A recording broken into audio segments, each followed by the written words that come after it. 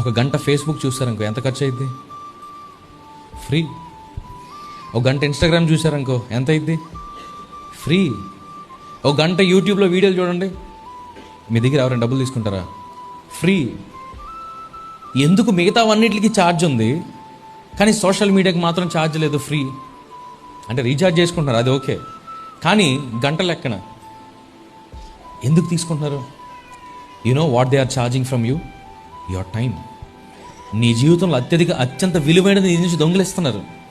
ఆ గంట ఫేస్బుక్లో, ఆ గంట ఇన్స్టాగ్రామ్లో, ఆ గంట సోషల్ మీడియాలో నీలో ఎన్నో విత్తనాలు విత్తుతున్నారు, ఎన్నో తలంపులు విత్తుతున్నారు, ఎన్నో మోహపు ఆలోచనలు విత్తుతున్నారు, ఎన్నో అడ్వర్టైజ్మెంట్లు నీలో విత్తుతున్నారు.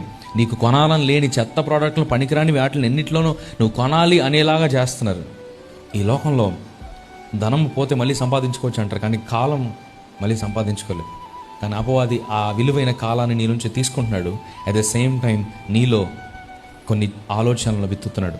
ఈ రోజున ఏదైతే విత్తబడుతుందో తిరిగి మళ్ళీ ఆ పంటే కోయబడుతుంది. నువ్వు ఏదైతే ఈ రోజున చూస్తున్నావో రేపటి రోజున అదే చేస్తావేమో. నువ్వు ఈ రోజున ఎవరితో అయితే ఏం మాట్లాడుతున్నావో రేపటి రోజున దాని ఫలితమే నీ జీవితంలో అనుభవిస్తావు.